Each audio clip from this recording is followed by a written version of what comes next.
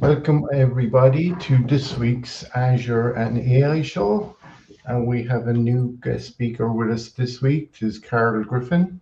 And Carol is going to do a talk for us as well today. Yes. And we have Dan Ray, and we have Amy Diamond, and we have Hal Holster. And today we are congratulating Hal for his 30 years of being a Microsoft MVP. Hal, have you got your disc there to show Yes, I do. everyone? Let me see if I can get it up here to. Yeah, so 30 years of being a Microsoft MVP. Awesome. Congratulations. And there was one question Amy was asking there earlier. Was it the same category, or was there a few different categories that you were? Yes, and the answer to that is that there's been several different categories. When I first joined the MVP program, it was the there was really only one category, and that was Peropsis, which is personal operating systems. Then you had then it became DTS for desktop systems. It was about that time that I think the Office folks started getting their own categories as well. From there, it went to Windows Experience, which was the XP days, and was there for a while. Then, for a short period of time, I was part of a very small group called Printing and Imaging, and that was basically dealing with uh, color printers, Pantones, things like that. The imaging part of it came out to be was the fax and scan module, which still exists in Windows 11 today, and basically works exactly the same way as it did in Windows 95, which is if and it's nice because if you have a dial-up fax modem, you can plug that into any modern Windows 11 PC and send and receive faxes with it. Same things for scanning if you have a scanner that you can attach to it that way. Okay, moving right along. Then we got into Windows Expert Consumer. That was when Windows 8 and 9 and that stuff wound up showing along. There was Windows Expert Consumer and Expert Commercial, I believe. I wound up in the consumer branch. That went on to become the Windows Insider program. And I was an MVP and I didn't want to be a Windows Insider person. So I pulled in some favors. Actually, the folks at, because I've been doing Outlook the entire time I've been in there. That's Outlook and Windows messaging and Windows Mail and Outlook Express and all that other good stuff. Oh my So God. so there were several times when the Outlook folks came to me and said, "Hey, why don't that's what you do? Why don't you be an Outlook MVP? We'd love to have you." And so when this Windows Windows Insider program was going to be split off to become its own world, I asked the folks at Outlook, "Hey, I'm interested now. You want to have me?" And they said, "Oh yeah, sure." So I became an Outlook MVP, and that's now an M365 MVP. So I believe that's the last change so far, Okay. and here I still am, and 30 years later. That's awesome. I'm humbled and entirely grateful. And again, I don't know why. To this day, all of you really smart MVP types let this dumb old bumpkin from Arizona hang around with you, but until you tell me no, I'm gonna be here. Hal, Very I see good. you in the Outlook discussions, and you're anything but that. You're always giving feedback. You're always being supportive of others, whether it's women in M365 or new community members that you meet through shows like this.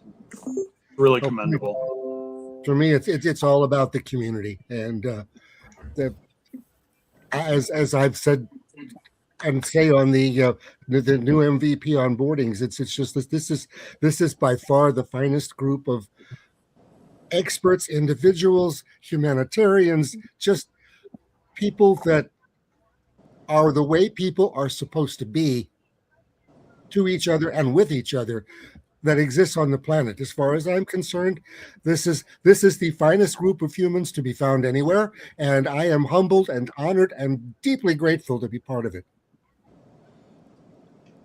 I agree. Hopefully OPM Yeah. will be back.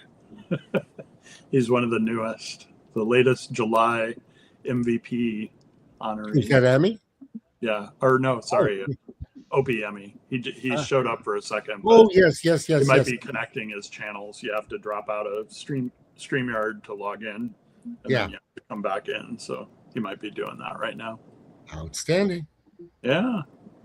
Yeah, I remember the time, Dan. I missed my time you got Scott Hanselman on to congratulate me, and I never turned up. Well, it was hard to do a surprise and then tell you about the surprise or tell you about how important it was, right? But he came back at least one other time. I think he graced us maybe twice on a weekend. Yeah, he's great, and we've had a lot of just like Microsoft guests, and I don't think other than like at Ignite, I've seen Scott present. I saw him present at a user group here in June in Chicago, and just much more, I guess I'll just say open about his feelings. He told us, for instance, I wouldn't have even guessed this if I hadn't heard it from him, that he doesn't use AI to generate images. He may use AI to assist with images, but he doesn't believe to use it for generating images just because of the overhead it puts on like the servers and the cloud and the resources. One question I wanted to ask him was, what about like on a Surface device where some of that image generation can happen locally, where it's already a device I'm using, right? Hey, OPME. Hi, Adlai. Hi, everybody. How you doing? Welcome. Congratulations. Welcome, new MVP. Congratulations. Thank you. Congrats. Thank you very much. I appreciate it. Thank you, guys. Thank you. Great to get the MVP eventually. Congratulations. Yeah, finally. Yeah, thank you So very much. you just have to be waiting for the postman out to come with your crystal.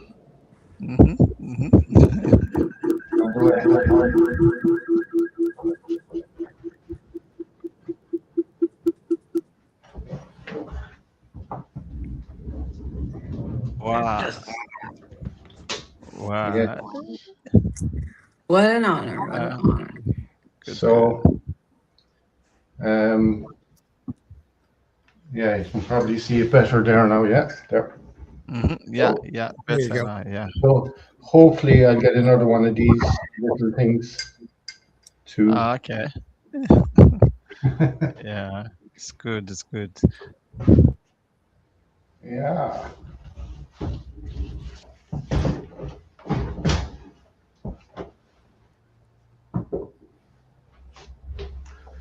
So yeah, Carol, will we leave you start? So, since you're our guest speaker for this week, Okay.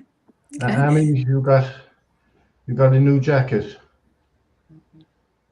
Oh, neat. Yeah, it's actually for the SharePoint 25 birthday. So they sent it. Okay, cool. I ordered it in February, but it just arrived now. Oh, wow. February, that's quite a lot. Yeah, go ahead. Yeah.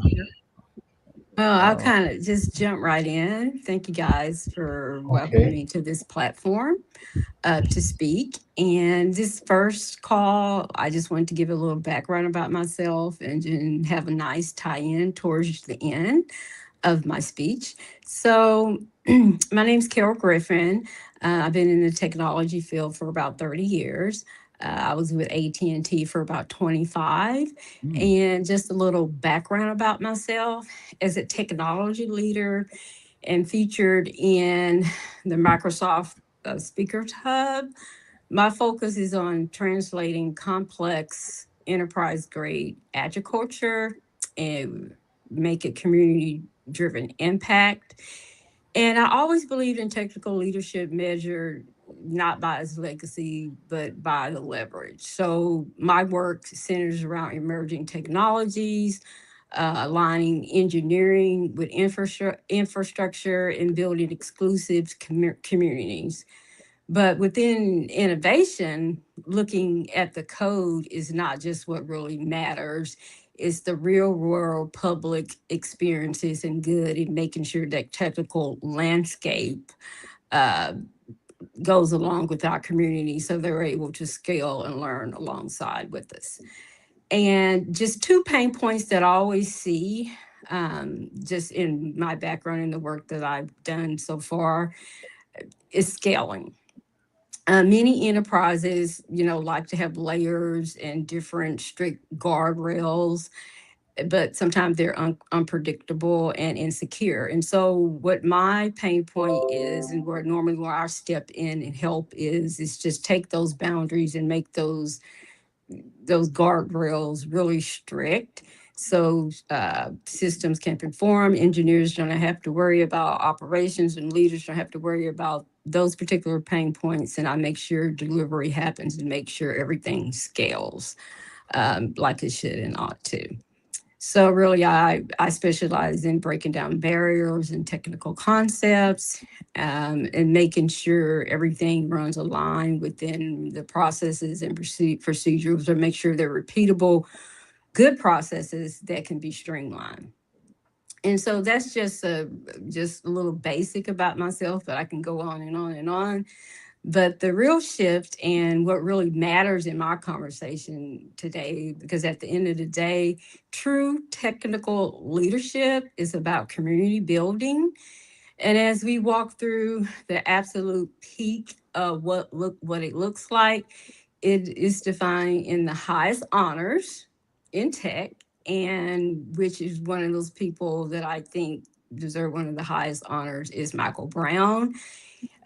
He is a true leader. He is the founder of the Juneteenth, um, you know, celebration that we have in Chicago that I was just a part of. And I think it was a great masterclass of his exclusive leadership. And so he saw the structure, he saw there was a need, and he actively jumped in and created this community where everyone has an opportunity to sit at the table, everyone has the opportunity to learn, to build their skills, and to grow. And I think that's just a brilliance of him. And I think that breaks down and make it wide open for the community just to walk in right behind him, and for the training that he has done on his platform, because he actually has his own company, and you can take training there. So I think Michael Brown represents a gold star of what true leadership means and embodies and giving back to the community.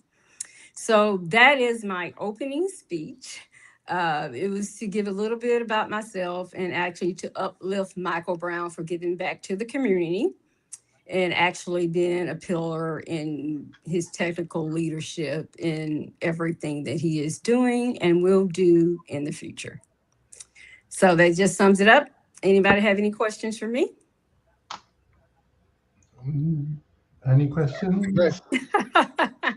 That's good. Thank you very much, Carl. All right. Thank you. Amy, have you got any new stuff for us to share? You're on mute. Yeah, I can say some words about the co-work. Yeah. I don't have any. So first of all, the co-work, as you know, it was announced. I think it was on the 16th of June or something like that. that it first of all goes live, but secondly, there will be a new model of that you would need to pay for the usage of Cowork.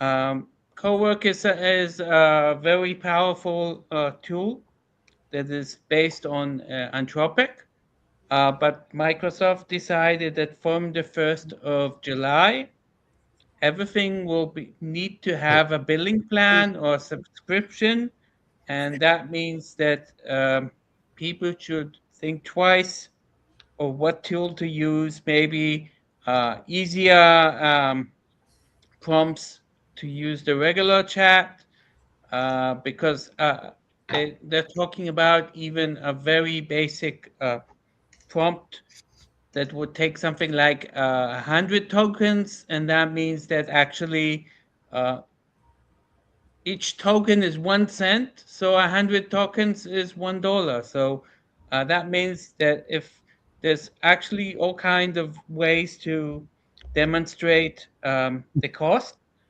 but what I wanted to say is organizations will need to actually decide um, if who to allow access at all, if at all, and if they do that, they will also need to define what is the budget. The budget can be on a tenant level or on an organization level or on a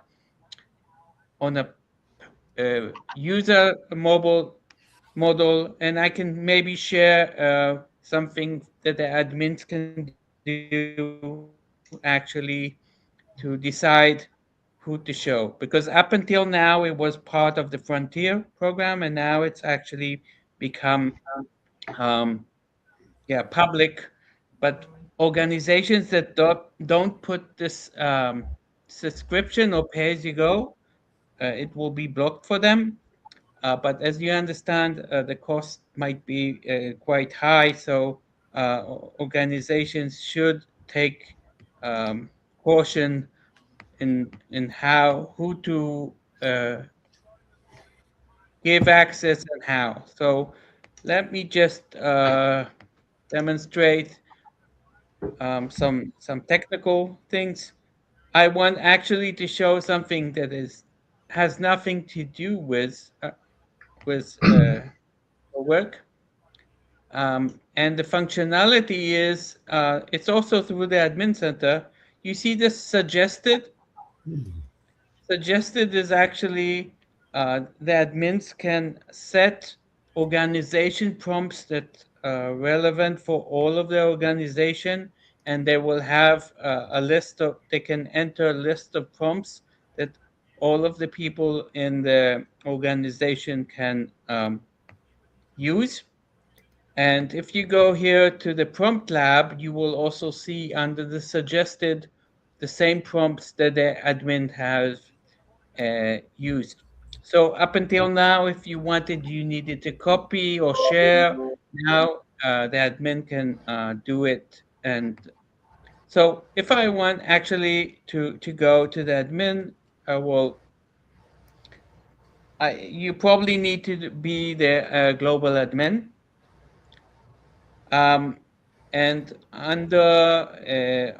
first of all, if you want to restrict who will have access to the co-work, then you will go under agents and all agents, and you will look for co-work.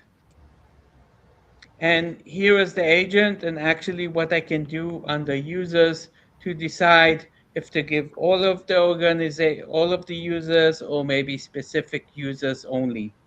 This means that actually they will whoever's not included, he will not see this Copilot menu at all. So it will disappear. So you, now you have chat and co-work. So if a person does not have access to the agent, he will not see this. By the way, if you want to know what is the cost for each prompt, then there's actually a shortcut. If I write what is the time, Yeah, and this is a very basic thing. And what I can do is actually is to do slash cost. It's a skill that actually gives me the cost of each prompt in the cowork. So it tells me the local time, but if I do slash costs, then actually it will tell me, you see skills cost, and you will see how much it will cost. So a very basic prompt is $1.75. Okay, so that's really expensive. Yeah. That's expensive. Now Wow. you can actually choose the model. Okay, so they added GPT-5. Up until now, it was only a Claude based. Now they entered GPT 5.5, but it actually takes more tokens than others. Um, but you also this Sonnet 5 is actually very new, and as you can see here, even uh, there's also Claude Fable 5, which is in preview, but it you need some kind of additional things. But for very basic, and imagine you want it to create a presentation and a dashboard that would cost you a lot now. So you need to consider first of all what to use. But in the admin center, so first of all, you can see you can block the agent, you can assign it to specific users or all users. And now, actually, what you can do, you will also have under Copilot, you will have cost management. So here is the place actually where you can assign a pay-as-you-go subscription. In this case, I have some kind of a um, subscription that I had. I recommend users to or organizations to create a specific subscription only for that. And as you can see here, I can assign um, uh, not to limit the spending or to limit it. And if I choose to limit it, actually, I can say what is my um, company's total monthly budget. So it could be, let's say, 10,000. So 10,000 might be something. Now, there's all kinds of calculators where you can check that, but you can also set it also on a monthly spending per user. So let's say 10,000 or 100,000, let's say, which is this is $1,000. But I will limit, let's say, 1,000 per user. Maybe I have many users, so this I can do. I can also set an alert, and I then the people here will receive a mail, but they will also actually get um, I can set what is actually the time or the amount of credits where I want to receive the credit. In addition, you can notice here what I can do is first of all define here if I want the Copilot work, or I want also um, to put the work through API, which is something also that costs money. Um, I would not. I would remove this auto include new services because this might if a new service comes out, then I may be able to need to pay for that. But in addition to that, so let's say I would remove this and remove this. What I can also do is create different policies. Um, let's say this one is by default for all users, yes. But I can maybe say I can create, let's say, uh, active active directory group, which I can say maybe management will have um, this budget, and maybe regular users will have a different budget, and in future, there will be also specific users that I can do that. So there's lots of possibilities. And at the end, there will be a button here to activate. And once you do that, it will be available for users to activate the cowork.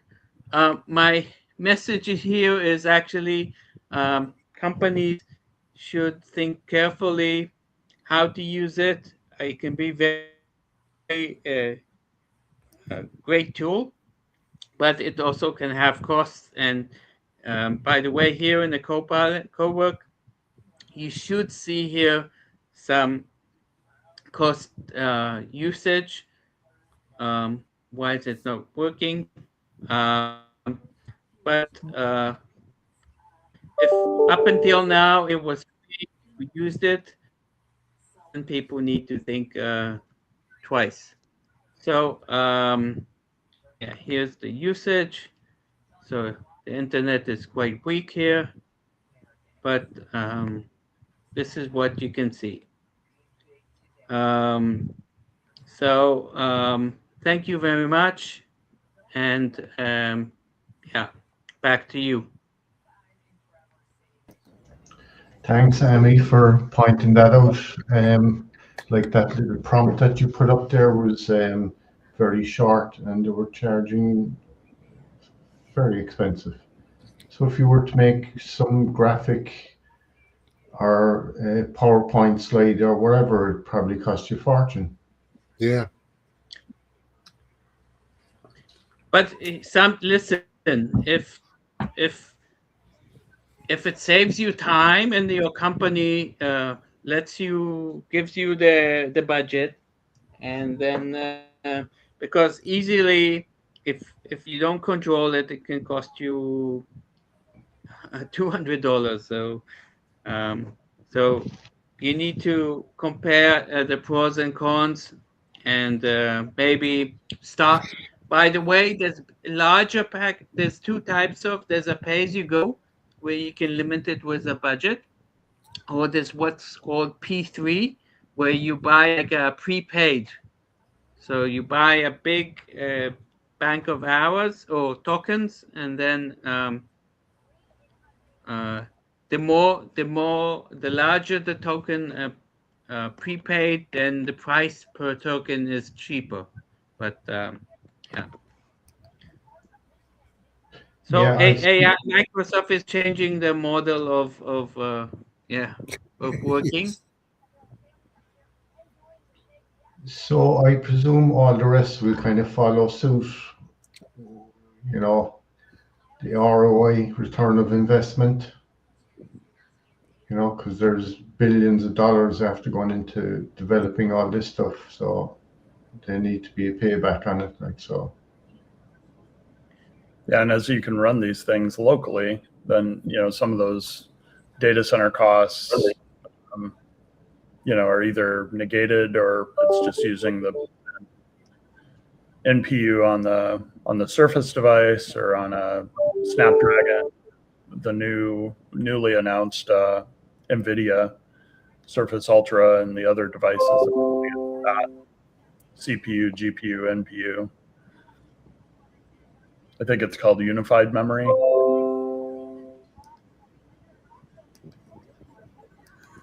Yeah, but Cowork works on the cloud, okay?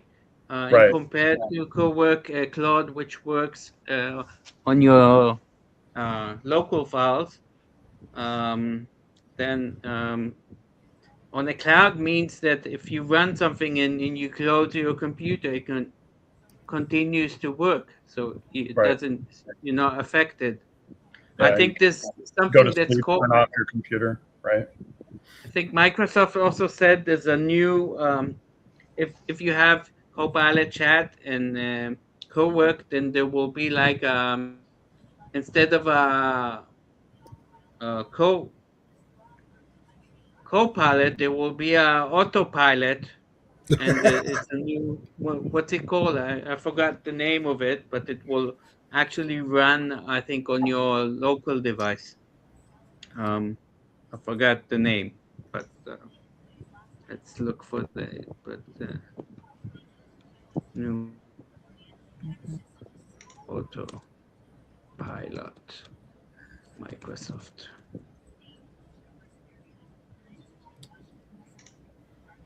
Yeah. So yeah, there was an announcement for that. Just looking. Okay, but yeah, thank you.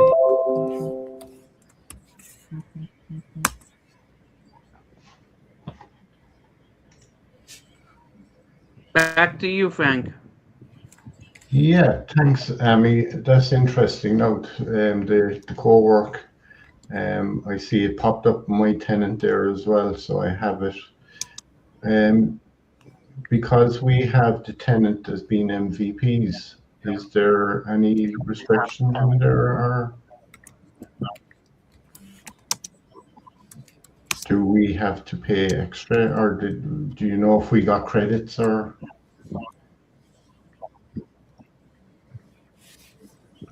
I don't know if they've finalized that, Frank. I know we had access to it before July when they started charging, but I'm not sure what the latest is from a standpoint of July going forward. I'm sure they're working on it. I think I saw a note on that. They're considering how to make it available. The first way they gave us Copilot access was through a sandbox.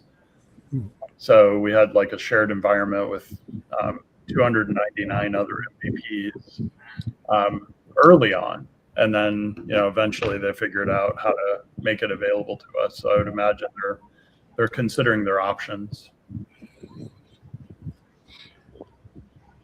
Okay, so like you're talking about over 3,300 MVPs in the world. Is that, am I right there? There's over 3,000. I think it's around 4,000 now. 4,000. Yeah. There's a couple analytics places, and I think if you go to the MVP site and you search for no filters other than MVP, you can figure out how many pages of results there are to estimate. I think there's a BI report that one of the MVPs made. That you can hold and honored or something. Yeah, I've seen that too.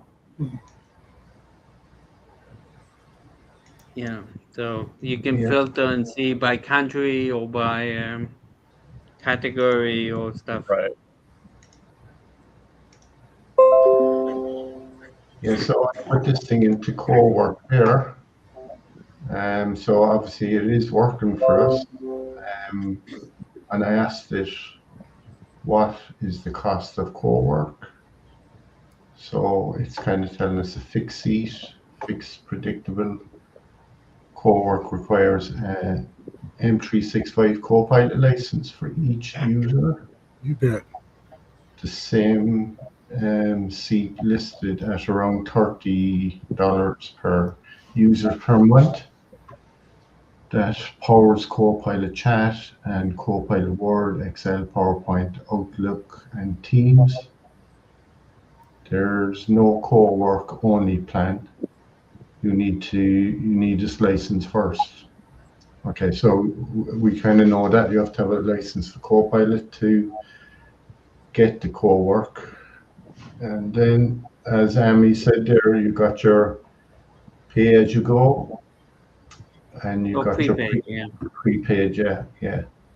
So the P3, is that a P3? Yes. Right. So you have to have a P3 license before you can get a prepaid one. And then they have a rough cost there. Light could be 100, 300 credits. So it looks like 100 credits is $1.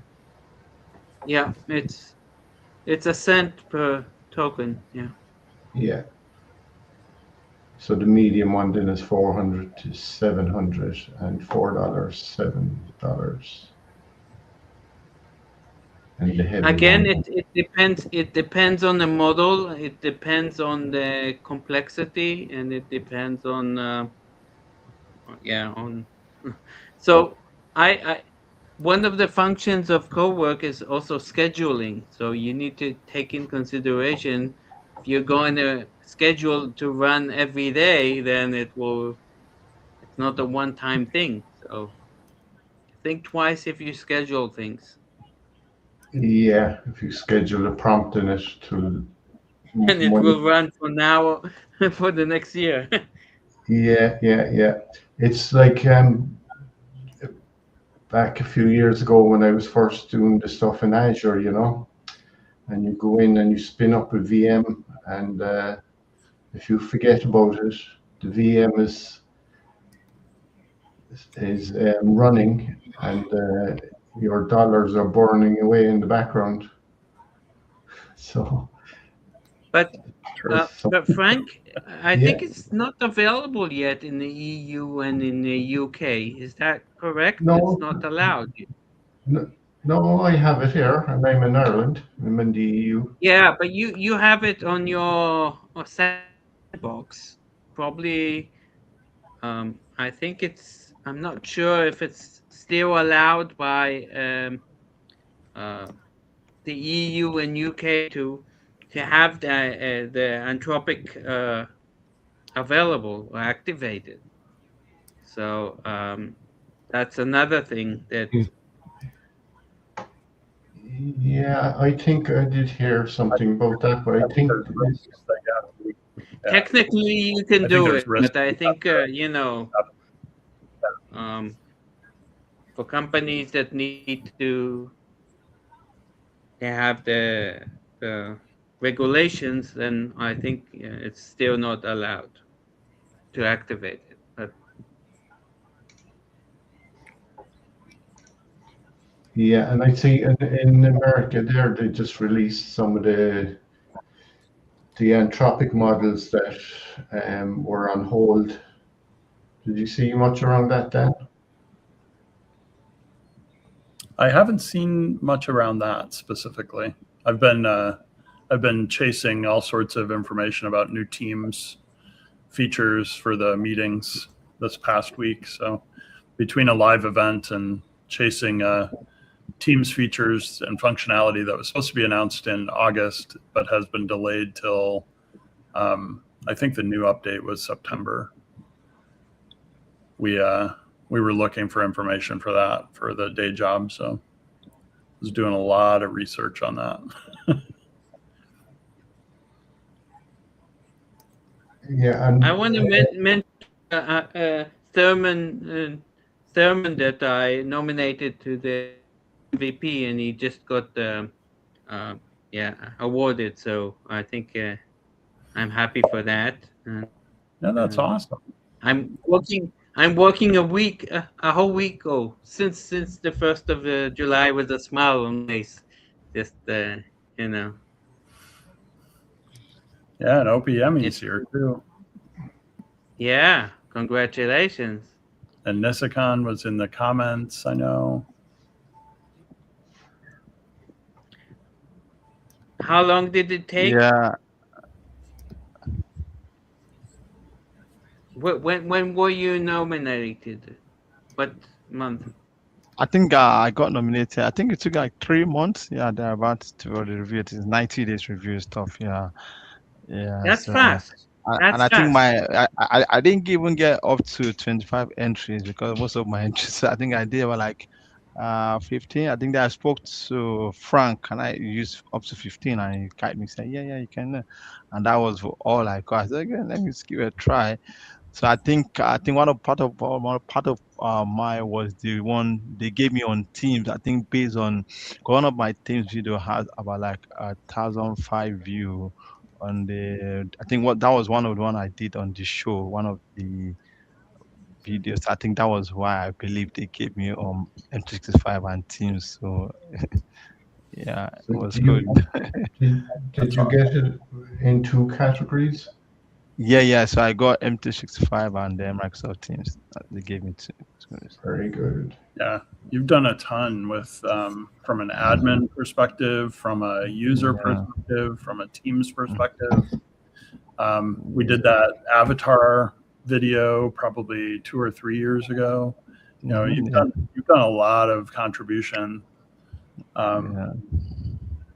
Congrats. Yeah. That's awesome. Yeah. Thank you. Yeah, I was telling you the story about they give you the 24, kind of fill out 24 contributions, Mm-hmm. and before the time ran out, Yeah. I nearly forgot about the 45 days, and I went in to check on that particular evening. It was around 7 p.m. and it was going to expire 12 p.m. that night. So I had 5 hours to fill out the 24, Wow. but I only reached 19. So I Yeah. submitted the 19, and yeah, I still got it. Yeah. Same here. I just submitted that 15. I got 15 or 16 there, but that's, Yeah. okay. I think maybe But I that's think, yeah, I think it's more about the weight of them, how good they are, you know. Yeah. So Yeah. like, so I kind of tell people, like, I'm on here every week, Dan is on here, Hal is here, you know, so we're on here 50 weeks of the year for an hour. Yeah. You know, I mean, that's a lot of time, Yeah. and plus organizing to have speakers come on, you know, outside of doing the 1 hour, there's a lot of admin stuff going on in the background as well, you know. Whereas I was running session eyes to call for speakers, and you have to kind of organize them, the dates and when they're going to come on and what topic they're going to talk about. And yeah, there's a lot of stuff going on in the background. So outside that 50 hours, you could, you know, that's a good, and they only allow you to put that in for one of those 24 is the Azure and AI show. Like, so you got to do all that work, and then, you know, you have to find more then. Yeah. I was even surprised how come that video hits close to one something. I was like, and even that was what we did here on the show on Teams chat deleted, where you can use poll views to get. Yeah. Got over 1,000 hits, was it? Yeah. I got almost 1,005 hits there, bro. Okay. Yeah, well, and your YouTube channel's what, like 3,000 something, 4,000? It's yeah. I think I got 4,000. So yeah, yeah. And I think that counts too. You know, like they're looking at where you're showing up. Scott Hanselman, I think that was his point, Frank, when he came on the day you were there, that you played. Was that last week? Yeah, that was before. A few weeks ago. Yeah. Yeah, just showing up for a few people is just as important sometimes as showing up for a lot. Carol and I were at the Juneteenth conference both Friday and Saturday in Chicago that Michael Brown ran. And Carol, I think many of the speakers, especially in the morning, were concerned about, like, hey, where's the audience? But the right people were in that room both days, from my perspective.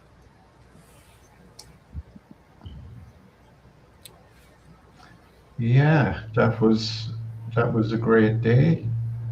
Yeah. It was grand. I was delighted you joined us to give us insight, and great to hear the background behind it as well. Yeah. Thank you. So the other news out this week is the MCT thing. Do you see that, Dan? I saw something about the MCT, but I didn't get a chance to totally intake it. If you want is it about the requirements? So if somebody wants to become a new MCT, they have to do a course now, and it costs Okay. something like $1,650. Wow. 3-day course. Ouch. Yeah, and plus then you'd have to have, we'd say if you wanted to teach the AB730 or the AB731, you have to have that certification as well. Whereas before, MCTs could have an associate one or an expert one in whatever category they wanted. And I think they So also announced so I'm an alumni now. yeah, I think there's like a way that I can reinstate with yeah, like a $300, maybe like refresh, refresh or something. refresh, yeah. Yeah. And then that's on top of the renewal fee. But for the time being, I'm not using my MCT actively. So I'm Yeah. glad that they don't charge you for the alumni. I think the alumni used to be $75 a year, which wasn't that much, but it's still nice that they allow you to become an alumni without like paying for the alumni. Because over the years that can add up. If you're an alumni for 10 years, that's $750. Yeah, I Yeah, think my renewal now is about like £250 now to renew. Yeah. So, yeah. And if yes, you're taking classes, or if it's something you're actively using somewhere for community or college or something else, it's that's totally worth it. It used to be $800 a year. Yeah, it's So, expensive now. it was still a reasonable amount per year, but it was every single year. And if you had an employer that paid for it, Yeah. that was different. yeah, they had a thing then. If you were in MCT before and you didn't renew, you can do refresher then as well. You don't have to become an alumni. Yeah. And the thing then for you have to have teach 6 classes. They don't all have to be Microsoft classes. You can actually do custom ones as well. And they don't have to be kind of public, but the only thing is that you have to track them on the MTM website. Yeah, Metrics That Matter is something I've had for, I started on that platform. So that's how I would get my evals and my feedback and everything else. But sometime along the way, I lost access to easily figure out the reports. And, at the end of the day, I had a couple training companies that had you do an eval after the first day of a multi-day class. And that was way more valuable than waiting till the end. Because if you had that person that just stewed on like something they didn't like that they didn't tell you, you had no time to change it if they fill out an eval at the end. But if they fill out an eval after the first day and say, I wish there were more practical examples, or, the instructor gives us way too many breaks, or, not enough breaks, you'd have that feedback to act on, as opposed to after the fact when, I can't adjust break times or frequency or anything else at the end of a class. I can only do the next class, right? Yes. So on that point there, Dan, I know I've got my MCT shirt from the summit. Cool. You can see that one. Yeah. Sarajevo. That's good.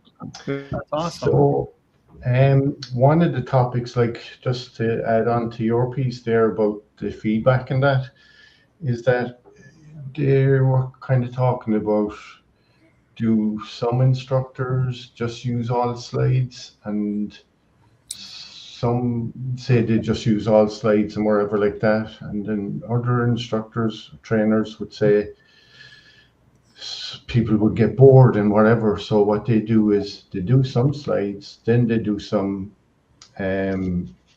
practical stuff, like show them how to spin up a storage account or spin up a VM or something like that.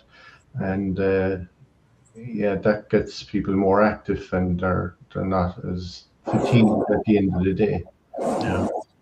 Yeah. That's always one of the tricks, is figuring out, especially in a multi-day class, how to keep people engaged, and giving them tasks besides the labs that typically come up. In a multi-day class, that's the other thing, is figuring out like the labs. And in a virtual classroom, one of the things I used to do was just ask if people wanted to get the certification, and then I'd make that optional at the end of each day, or like extend it over lunch. That way, if you didn't want to do the certification, when I'm going to talk about it. If you were interested or just wanted to stay on, you could stay on. If you weren't interested, you could finish your labs and call it a day. So there's all these tricks you learn over time on how to schedule things and how to communicate things ahead of time, so that your students aren't like, what are we going to talk about next? I have an appointment at 2:30. Some students were very proactive about, hey, I have to leave early. It's not you, it's something I had scheduled before the class. And then other students would just disappear, and you don't know if they had a call for work, or, an emergency came up. There's all sorts of reasons people would leave even physical classrooms back in the day. Yeah. And what was the other big thing then that was topic was virtual classes that a lot of people wouldn't turn on their cameras, and the trainer is there talking to a blank screen with nobody on the screen. So yeah, a lot of people, a lot of the trainers did kind of comment on that, how you know in person was way better than online, because you're interacting with humans. Like, Yeah. Well, and if Carol and I hadn't met in person, this would feel much more, maybe better than like just messaging back and forth or talking on a phone call or audio. But, having met in person, having, done some meals and toured the city and spent some time together, that relationship builds so much faster than, just online with, an hour or two meeting here and there kind of thing. you're on mute, Carl. I was agreeing with Dan. I totally agree. It's always great to meet someone in person. I think you build a greater rapport and a relationship with a person versus meeting someone online, on Zoom calls, which is great. But you meeting someone in person, you actually get a more in depth of that person on, how well they work, and, get to know them a little bit as a person and as a colleague. Frank, had you met Peter Lurie by any chance? He's an MCT. No. I think he's only been to the North American Summit. I don't think he's been to the Europe Summit, but he's battling lymphoma, and has I think I'll send you the message that he put out on LinkedIn. I think it was July 1st. About his situation. But like, one thing that he wrote on his Caring Bridge was that post on LinkedIn, primarily to the training community, but he worked for Microsoft, so it might have been a combination of trainers, the Microsoft community, and customers or whoever else saw it. It went viral, like just a post from somebody that I've met a few times, because I worked with him when I was at Microsoft, and then we've run into each other at a couple MCT events. But he reached out to me personally, just to, because the LinkedIn post didn't reach my feed in a timely fashion. So he sent me like a message on LinkedIn saying, hey, I've got an update. You should check it out if you haven't seen it. And I was really grateful that he brought that to my attention. Jessica, welcome. Thank you. Sorry, I'm on the road trying to drive home. Oh no. Thanks for joining. Congrats. Thank you. And thank you too. Thank you, Danre, everyone. So you got the MVP as well, did you? Niscan, did he get the MVP? Did he get the MVP, Dan? Yeah, Oh, we got it on the first. Okay, cool. Yeah, I think he got the MVP too. That correct. Yeah. So Ami had somebody that he nominated, Thurman Trotman. I nominated Nisicon, and then Opiemi. I'm not sure. I don't recall your nominee this time. No. Or nominator. Yeah. It's interesting because there's only like one person that gets credit for that. But for most MVPs, like for me, I had at least 3 people nominate me because I was nominated 3 times before I became an MVP. And those are just people that on paper like clicked the, the submission form, if you will. And then there were all sorts of people to credit, both before I became an MVP and then once I was awarded. And it's interesting that they only allow one person. It's not like a voting. Somebody had told me they were nominated by multiple people, so I don't know if it's changed over time. Maybe they only allowed one nomination at one point. Yeah, but do you know, like, if you need to nominate someone, like, is there like a restriction to number of people you can nominate in a year? No. I'm not aware of any. No restrictions. Yeah. You can nominate as many people as you want. It's kind of what I've started thinking about doing is all of the wonderful people that took the VRP there at Microsoft. Some genuinely, insanely brilliant people. I'm staying interested, ready to nominate any and all for MVP to. Yeah. Because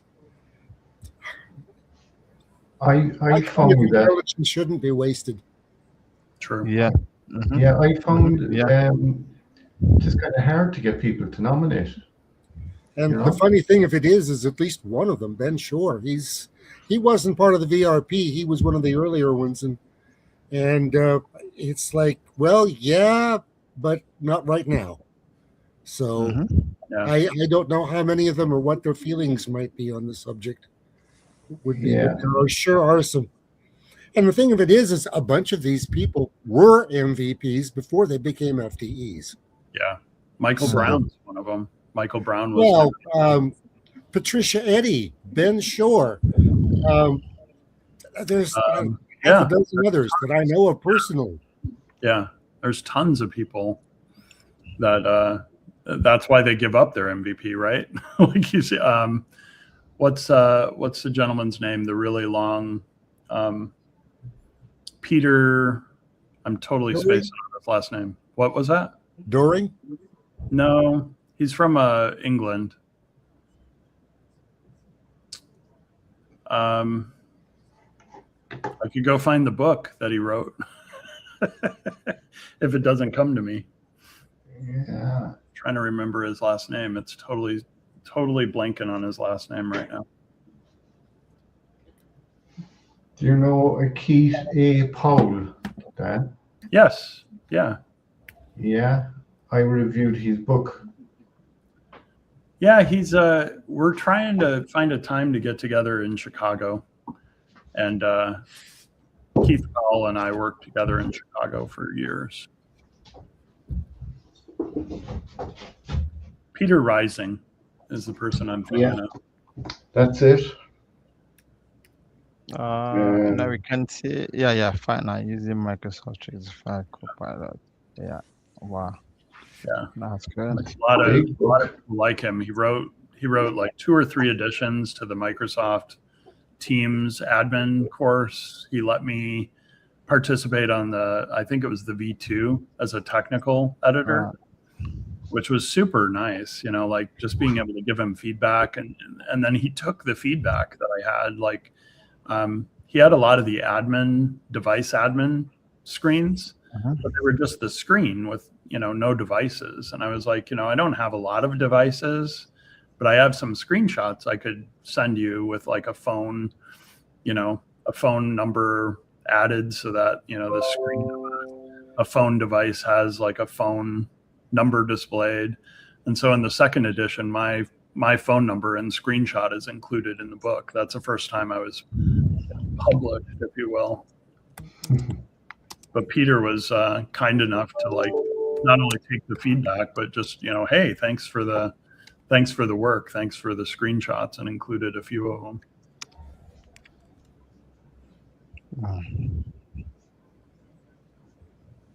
Yeah, so it was great chat this week. Yeah. We're up on the hour. And Holly, that's quite great. 30 years MVP. That was amazing. Wow, 30 years. Wow. Did you show him your disc there again, Hal? Yes, I think. Oh, sure. I think I need to invite you to one of my show one of these days. Come and give us the insight on Have a look. the journey so far. Yeah. Yeah, that's Wow, amazing. 30 years. Wow, that's quite amazing. Yeah. Wow. That Seems to do well if you put it like down by your shirt, Hal. Oh, there you go. Yeah, and Yeah, you can yeah, pull it yeah, in, cool. or you can make it bigger that way, and it should stay focused because it thinks it's Yeah. part of your shirt. Or Yeah. perfect. Yeah, that's amazing. Yeah. We have a few years to go yet. 30 years journey is not easy. It's not a joke. I don't even have a blue disc yet. I have to get to 5. Wow. Wow. That's good. That's amazing. Congratulations.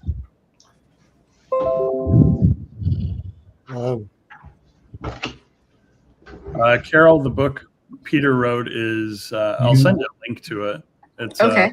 It's a Microsoft Teams admin guide, and there's like 2 editions, and I think he wrote a 3rd edition that was like just study questions for the exam.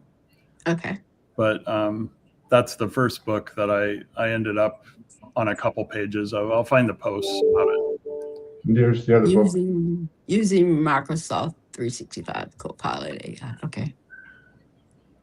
Yeah, it was something about mastering Microsoft Teams admin. I think it had a really long title. I'll find it. It's MS 700 is the course, and it's by PACT, PACKT. I think is how you spell PACT.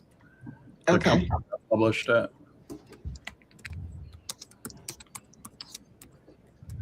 Yeah, so I'm going to end the live recording because we're gone over the hour. Thanks everybody for joining this week's Azure and AI show. Always a pleasure. Again, congratulations Always to a pleasure to be our here. new MVPs who got their awards this week. And thank you for congratulations. having me as a speaker. I appreciate it. Thank you, Thanks for Carol. being here. Nice seeing you Thanks, today. Carol. Thank you. Okay. See you again next week, guys.